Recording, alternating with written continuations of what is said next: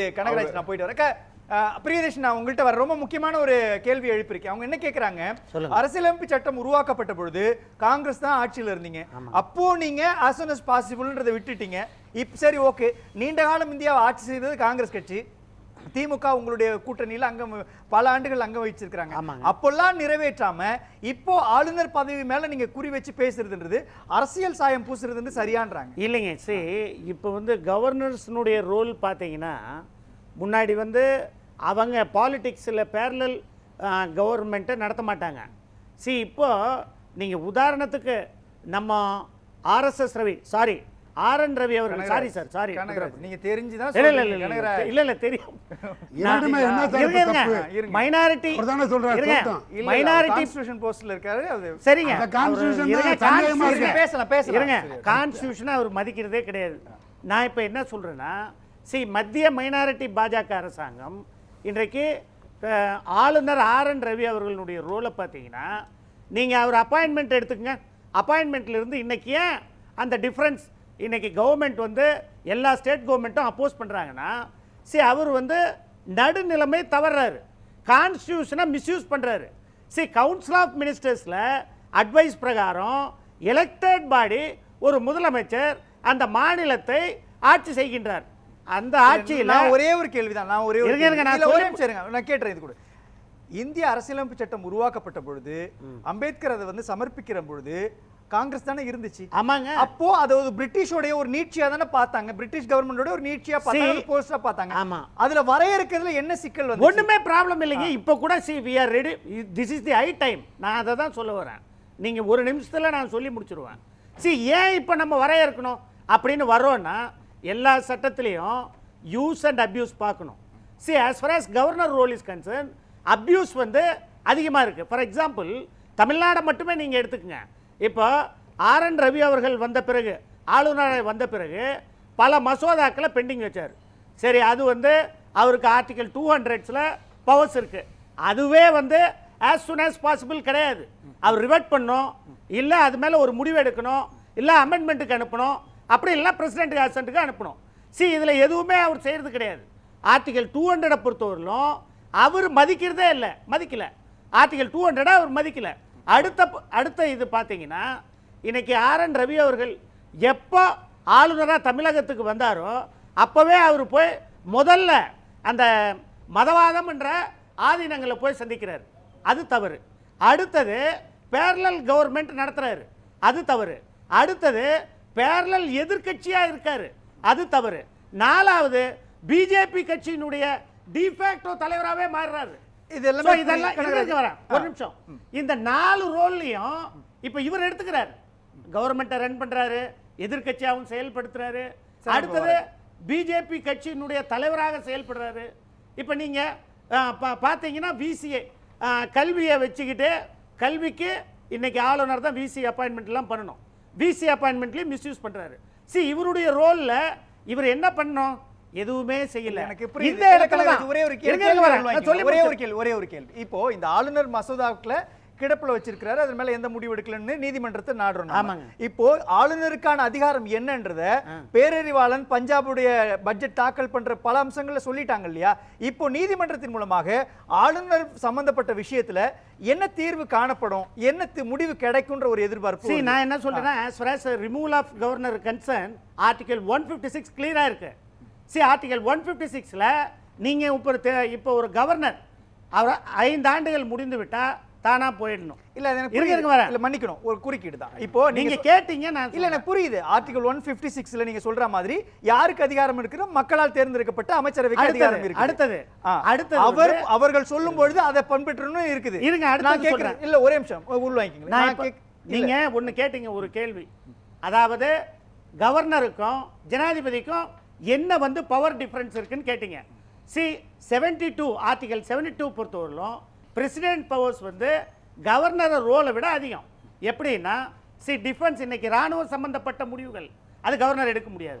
வெளியுறவு சம்பந்தப்பட்ட முடிவுகள் அது கவர்னர் எடுக்க முடியாது. இன்னைக்கு டெத் சென்டென்ஸ் பெனால்ட்டி கொடுக்கணும், மெர்சி பெட்டிஷன் போட்டால் அதை கன்சிடர் பண்ணுற அதிகாரம் இல்லை. இது 3 தான் டிஃபரன்ஸ். மற்றது எல்லாமே கவர்னருக்கு இருக்கு. பிரசிடென்ட்டுக்கு எப்படியோ அப்படியே கவர்னருக்கு. ஆனால் இதில் என்ன சிறப்புன்னா, இப்போ ஜனாதிபதி கிட்ட பிரதமர் வரேன் நானு பிரதமர் கீழே இருக்கீங்க பிரதமர் வந்து ரொம்ப நேரம். ஏங்க பிரதமர் அட்வைஸ் கொடுத்தா பிரதமருடைய அட்வைஸ் பேர்ல தான் ஜனாதிபதி அவர்கள் ஒரு கவர்னரை ரிமூவல் பண்ண முடியும். இதுதான் வந்து இந்திய அரசியல் சாசன சட்ட அமைப்பு சொல்லுது. 156ல அதான் இருக்கு. ஸோ நான் இப்போ தமிழ்நாடு கவர்னர் மட்டும் இல்லைங்க, நீங்க ஆரிஃப் கான் எடுத்துங்க, கேரளாவில் இருக்க கவர்னர், அதே போல மும்பை கவர்னர் இல்ல, எனக்கு ஒரே ஒரு அதே விஷயம் போல தான். இல்ல ஒரே ஒரு விஷயம் தான் எனக்கு புரியல. இன்னைக்கு ஆளுநருடைய விவகாரம்ன்றது ஒரு தேசிய பிரச்சனையா மாறுது. குறிப்பா பாஜக ஆளாத மாநிலங்களுக்குள்ள ஆமாங்க. ஒரு சிக்கலா மாறுது இல்லையா? ஆமாங்க. அப்போ ஆளுநருக்கான அதிகாரத்தை வரையறுக்க வேண்டிய தேவை இருக்குது. ஆளுநர் மசோதாக்களை நிறைவேற்றுவதற்கு மசோதாக்கள் விஷயத்துல ஒரு டெஃபினேஷன் நம்ம கொடுக்க வேண்டிய தேவை இருக்குது. இது எல்லாத்தையும் நாடாளுமன்றத்தில் எழுப்புறதானே சரி. நீதிமன்றத்துக்கு போகிறது அப்படின்றது தற்காலிக தீர்வா தானே அமையுங்க. நீங்க எலெக்ஷன் கமிஷன்ல ஆர்டிஐல சிசிடிவி கேமரா ஃபுட்டேஜ் கொடுங்கன்னு கோர்ட் கேட்டதுங்க.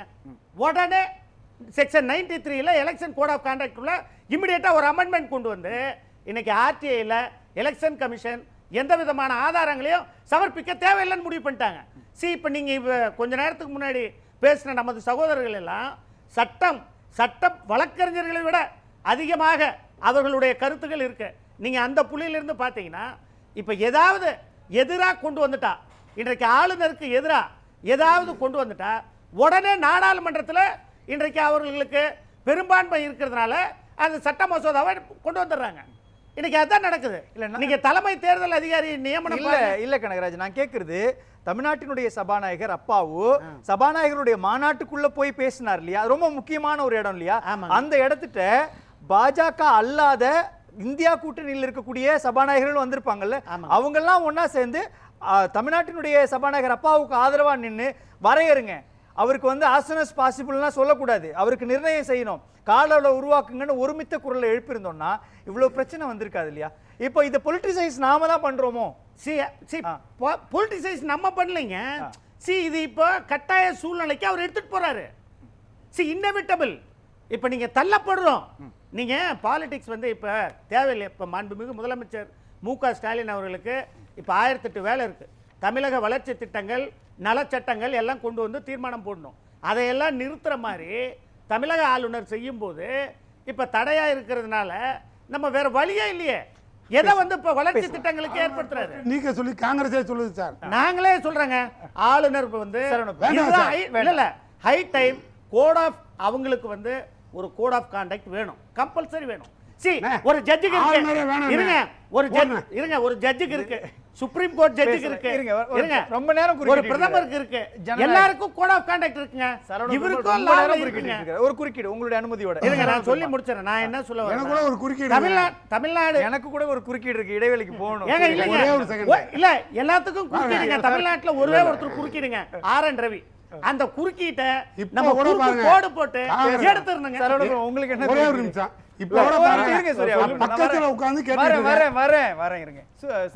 அதாவது ஐயா சொன்னார் 156 ஆர்டிகல் கவர்னரோட டேர்ம் பத்தி இருக்கு. 157 என்ன சொல்றதுன்னா unless and until there is a proper reappointment or appointment done he can continue the office தான் இருக்கு.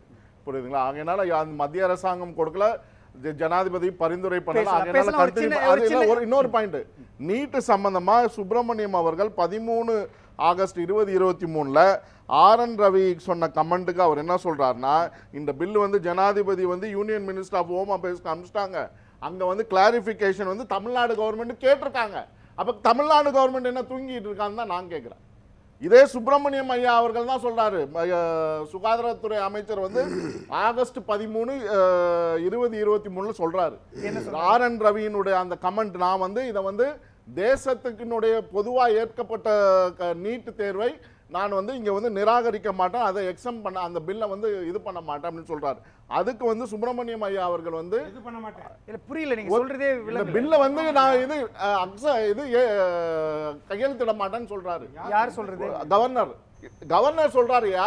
அதற்கு ஒரு இவர் சுப்பிரமணியம் என்ன சொல்றாருன்னா, ஆகஸ்ட் 13 சுகாதாரத்துறை அமைச்சர் அவர் சொல்லியிருக்காரு, மாசு அவர்கள் சொல்லியிருக்காரு. என்ன சொல்றாருன்னா, இந்த பில்லானது வந்து இந்த ரவி ஜனாதிபதிக்கு போய் ஜனாதிபதி ஆபீஸ்ல இருந்து ஹோம் அஃபேர்ஸ்க்கு அனுப்பிச்சிட்டாங்க. அங்க வந்து என்ன கேட்டிருக்காங்கன்னா, தமிழ்நாடு கவர்மெண்ட்டுக்கு கிளாரிபிகேஷன் வந்திருக்குன்னு சொல்றாரு. இது வந்து இல்ல ஒரு நிமிஷம், அது பிரஸ் மீட் பார்த்துருக்கிறோம். அது வந்து அதிமுக ஆட்சி காலத்துல நீட் விவகாரம் குறித்து அவர் சொன்னதுக்கான பதில். அது தவறா நீங்க ப்ரொஜெக்ட் பண்ணாதீங்க. இல்ல இல்ல இல்ல தவறா இல்ல. அதிமுக ஆட்சி காலம் ஒரே நிமிஷம் இருங்க. அதிமுக ஆட்சி காலத்துல சுகாதாரத்துறை அமைச்சர் விஜயபாஸ்கர் எதுவுமே சொல்லாம இருந்தாரு. ஆனா நிராகரிக்கப்பட்டது ஒரு சர்ச்சை வந்துச்சு இல்லையா? அத அந்த மறைச்சிட்டாரு. சர்ச்சை மேல சொன்னதை நீங்க இந்த மசோதா மேல சொல்லக்கூடாது. தவறு. இல்ல இல்ல தவறு. அது எனக்கு நல்லா தெரியும். பேசலாம்.